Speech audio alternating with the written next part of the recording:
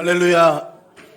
주님의 오심을 소망하며 부르짖는 우리에게 늘 은혜로 붙잡아 주시고 그날까지 인도해 주시는 주님의 평강과 인도하심이 여러분들의 삶에 있기를 주님의 이름으로 축복합니다. 지난 수요일은 우리 교회력으로 제2의 수요일이었습니다. 죄를 쓰고 회개하는 구약시대의 모습을 따라서 제2의 수요일이라고 했고요. 이날을 시작으로 해서 예수님의 부활까지 주일을 뺀 40일 동안을 자기를 돌아보면서 회개와 함께 비움 또한 하나님의 체험의 시간을 가지는 사순절의 시간을 보내게 됩니다. 오늘은 그 사순절의 첫 번째 주일이기도 하죠. 사순절은 단순히 절기를 지키는 그 기간의 의미를 넘어섭니다. 이 시간은 예수 그리스도의 십자가를 향해서 우리 모두가 온 마음을 다해서 마음을 열고 나아가는 길이고요.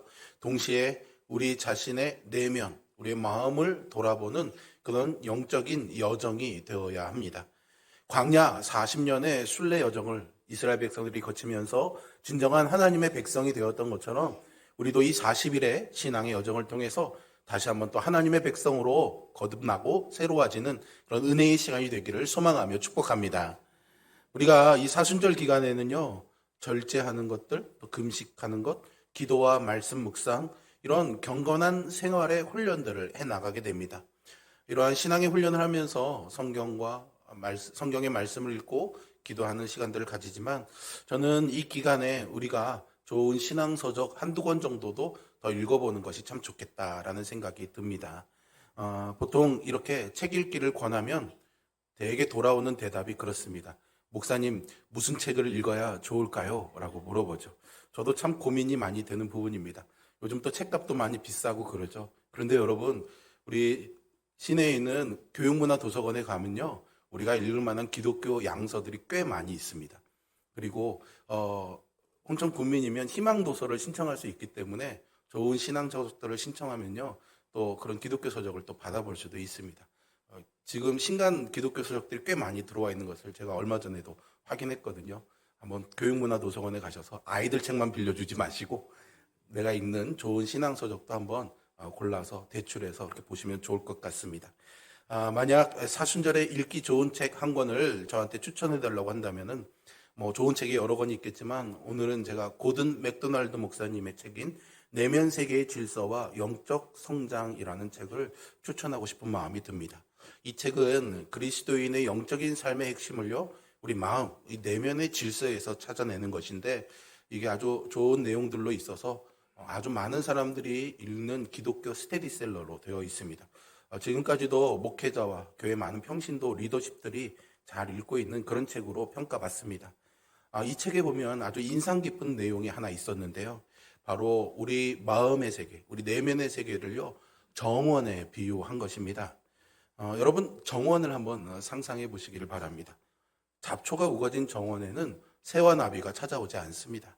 반대로 잘 가꾼 정원에는 꽃이 피고 새들이 노래하며 우리도 거기서 행복하고 즐거운 시간을 보낼 수 있죠. 고든 맥도날드 목사님은요, 우리의 내면, 우리의 마음을 이렇게 하나의 정원이라고 비유하고 있습니다.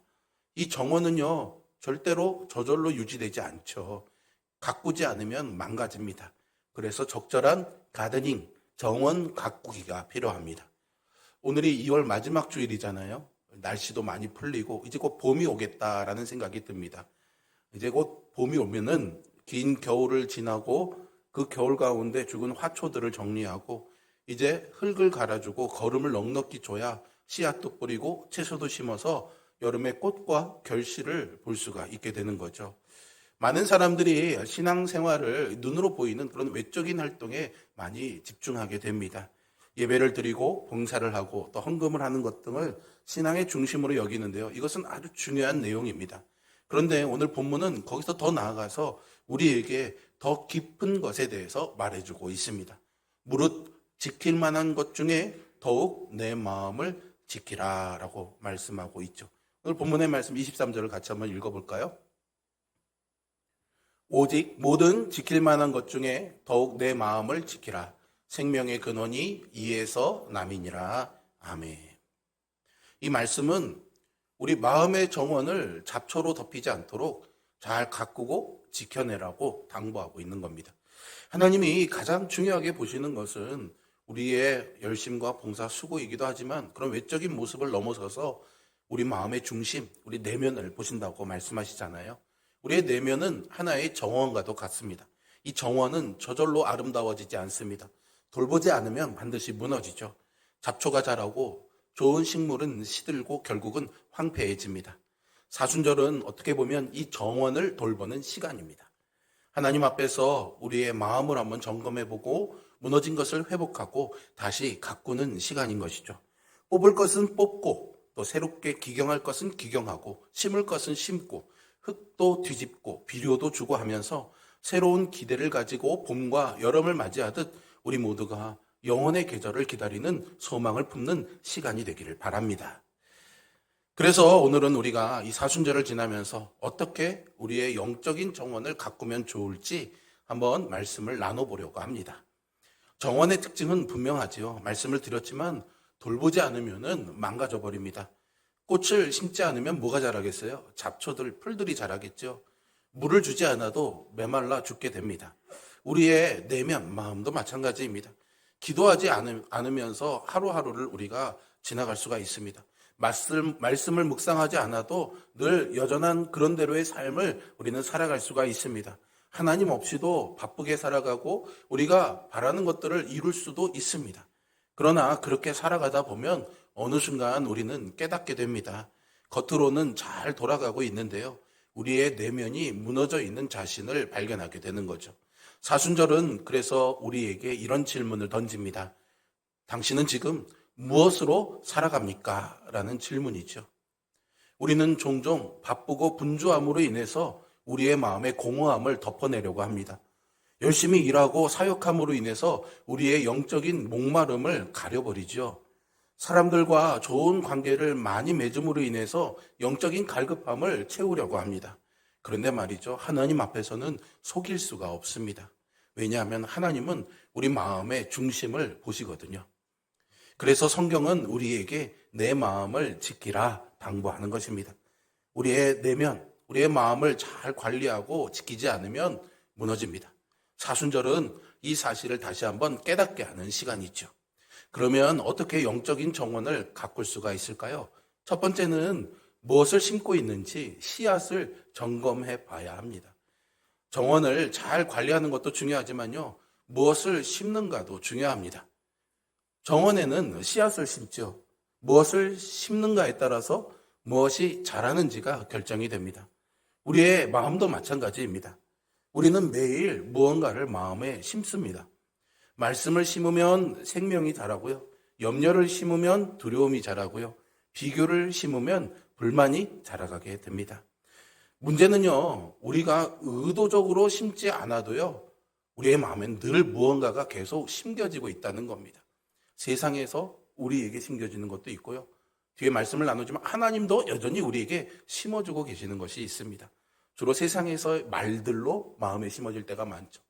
은혜도요, 하나님의 말씀으로 심어지게 됩니다. 그래서 세상의 것들, 세상의 가치, 세상의 속도, 세상의 기준이 어느 순간 가꾸지 않으면 그런 것들로 가득 채워지게 되는 거죠.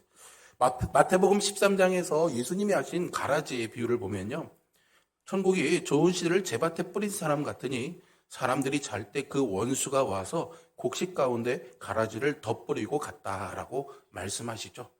원래 이 천국의 개념은 하나님 나라, 공동체 뭐 이런 것을 의미하는데요. 오늘 말씀에서는 조금 의미를 좁혀서 우리의 마음, 내면의 세계로 돌아본다면 우리가 열심히 하나님의 말씀을 들어도 원수가 우리의 마음에 가라지를 심고 간다는 거죠. 말씀의 씨앗을 심으려고 애쓰는 동안 우리는 사실 현실 세상에서 너무 다른 것들을 또 마주하기도 합니다. 세상살이는 당연히 그렇고요. 교회 안에서도 심지어 그렇죠. 왜냐하면 사람 사는 곳이 다 그렇기 때문입니다. 별별 사람들이 다 섞여서 살아가고 있으니 그 현실이 녹록지 않죠. 우리는 그런 상황 가운데서 우리 마음밭에 좋은 씨앗이 뿌려지기를 바랍니다. 그런데 어느 날 누군가의 말이 내 마음을 찔러내고요. 누군가의 이중성을 보고요, 실망하기도 하고 마음을 닫기도 합니다.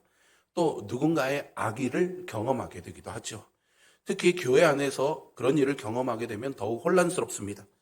신앙의 언어가 오히려 상처를 합리화하는 도구가 되고요, 누군가의 경건이 누군가를 정죄하고 짓누른 것이 되는 것을 볼 때 마음이 무겁기만 합니다.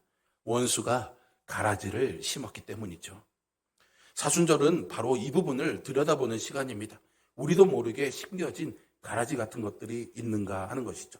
여러분 한번 가슴에 손을 얹고 따라해 보시겠습니까?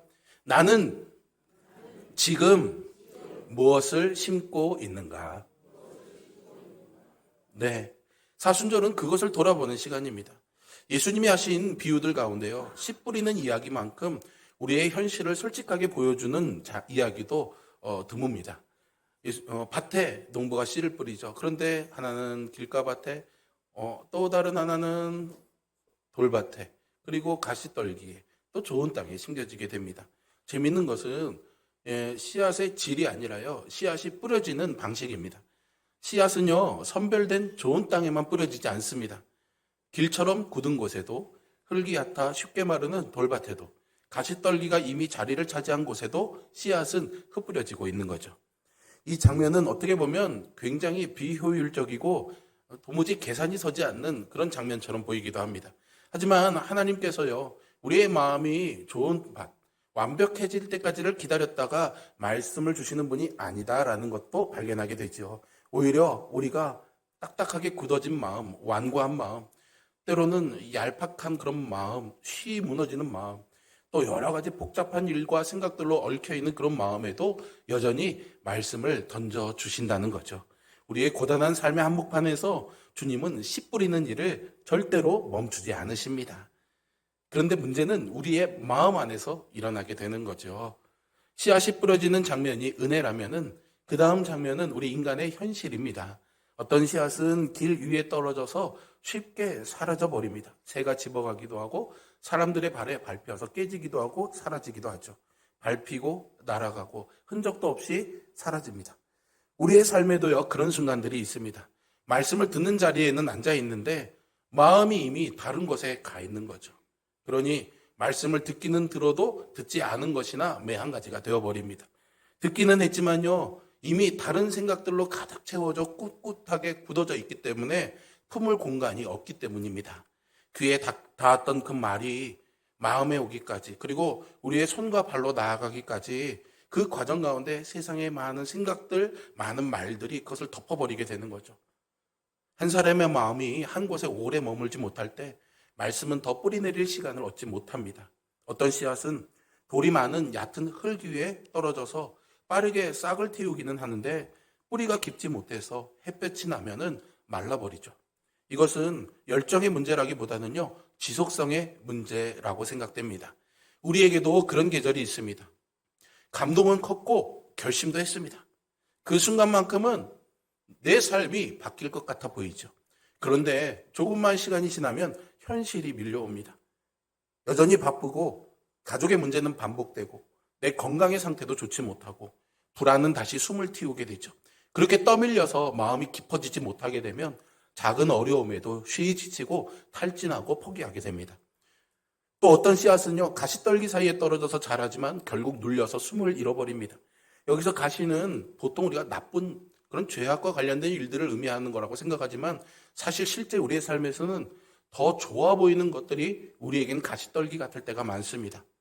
책임감, 성취하고자 하는 욕구, 생존의 본능, 또 나의 가족에 대한 의무, 내 자녀에 대한 기대, 미래에 대한 계획, 자기 관리, 사람들의 인정받고 싶어하는 마음 등 우리는 그런 것들에 사로잡혀서 그런 것들을 내려놓을 수가 없어서 마음의 공간을 거기에 다 내어주죠.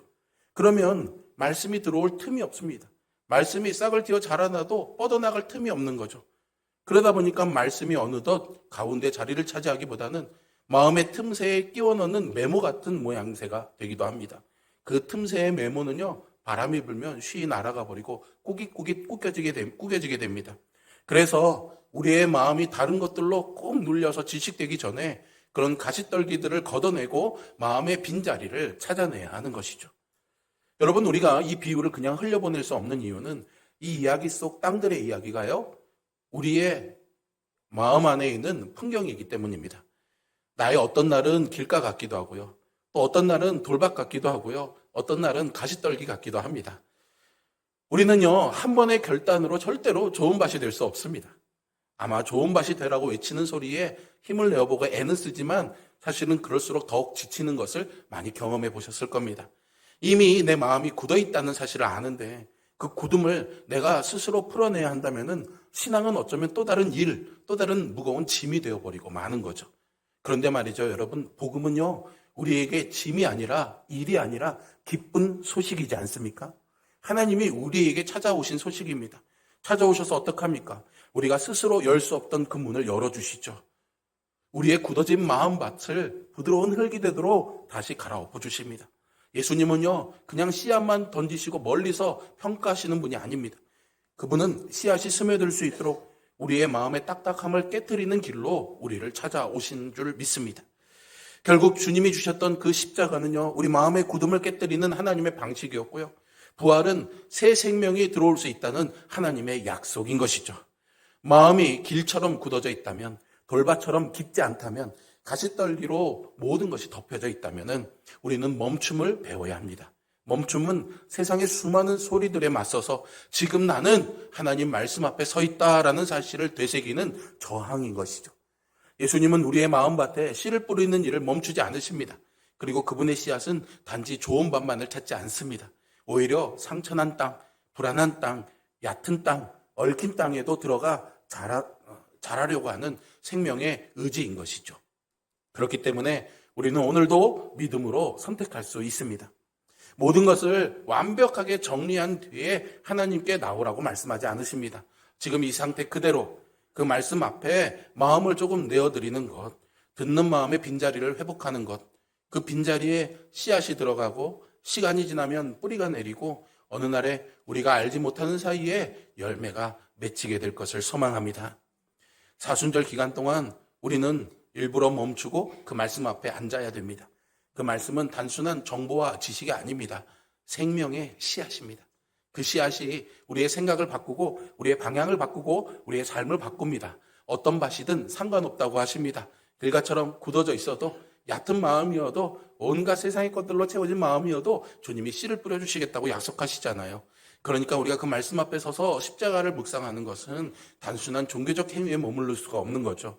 그것은 우리 내면에 새로운 씨앗을 심는 일입니다. 그 씨앗이 자라서 결국에는 그리스도의 마음을 닮아가게 하죠.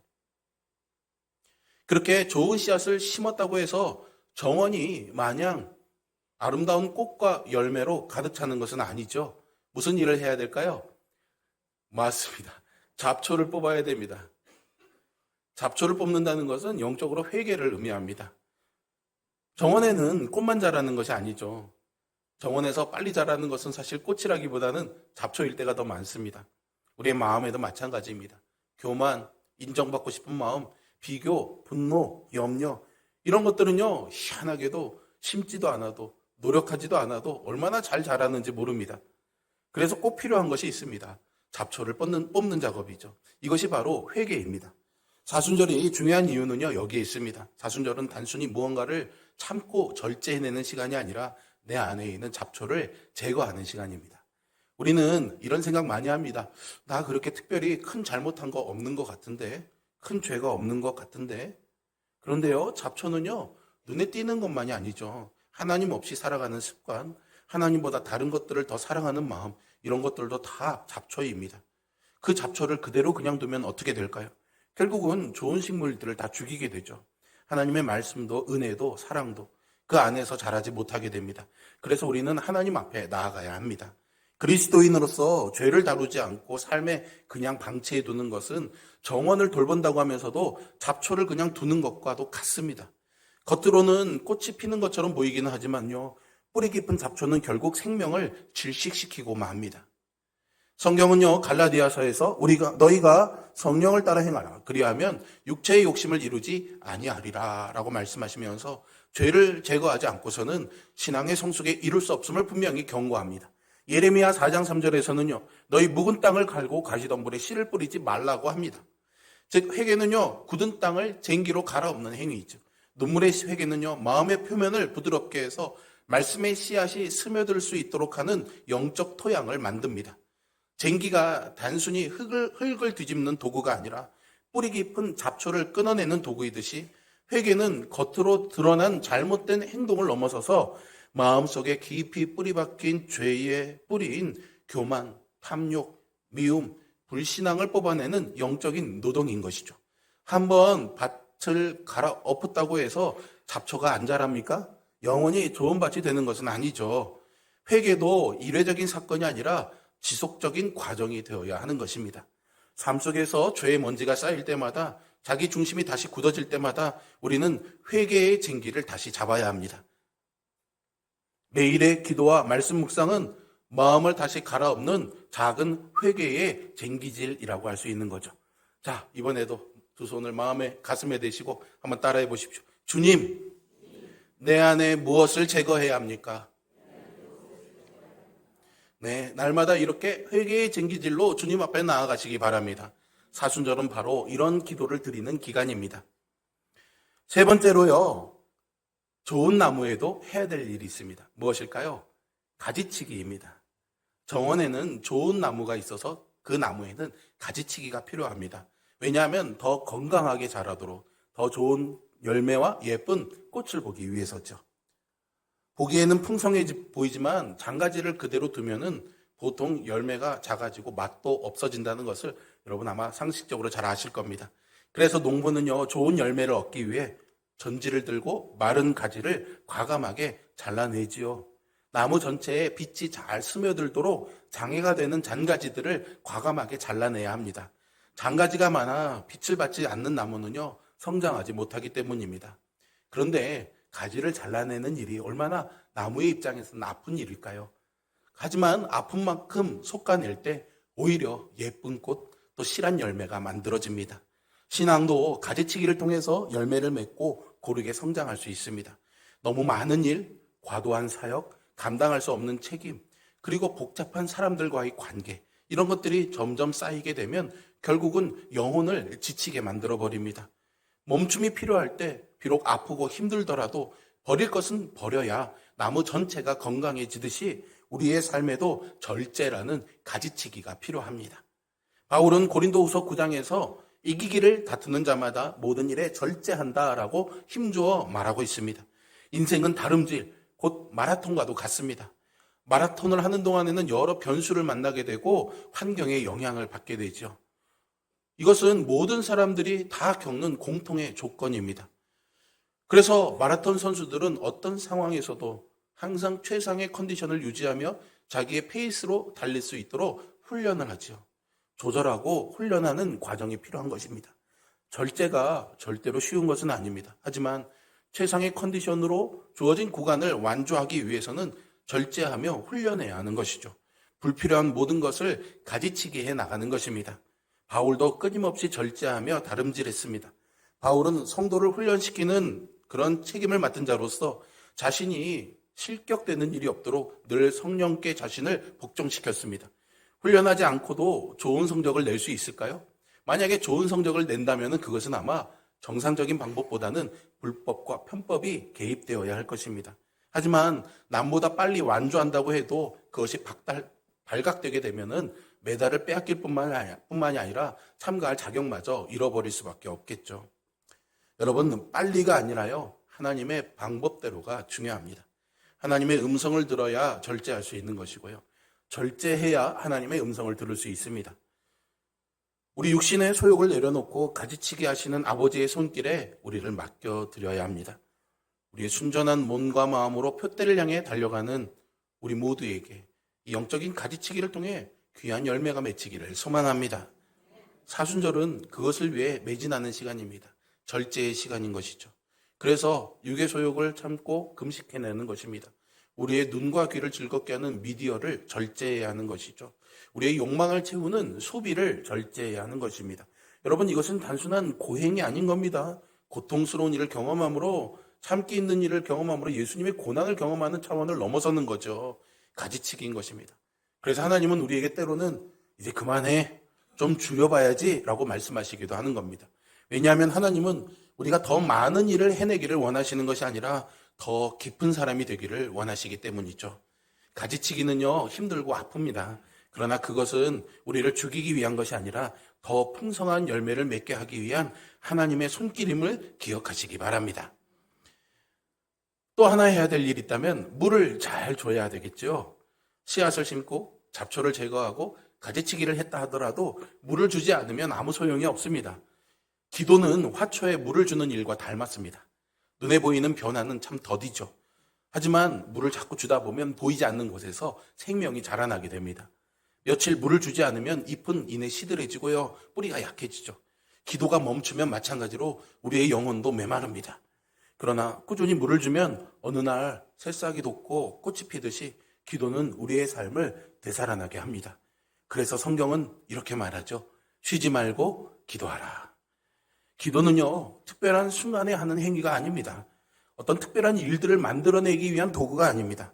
매일매일 보이지는 않아도 화초에 물을 주어야 하듯이 날마다 이어지는 우리의 생명의 호흡임을 잊지 마십시오. 화초를 돌보는 사람은 흙을 보고 상태에 따라서 물을 맞추어서 줍니다. 너무 늦지도 않게, 너무 지나치지도 않게 정성을 다하죠. 기도 역시 그렇습니다. 형식적인 반복이 아니라 하나님과 살아있는 교제 속에서 우리의 마음을 올려드리는 것이죠. 그때 하나님께서 이렇게 말씀하실 겁니다. 너희 염려를 다 내게 맡기라. 이는 내가 너희를 돌봄이라 라고 말이죠.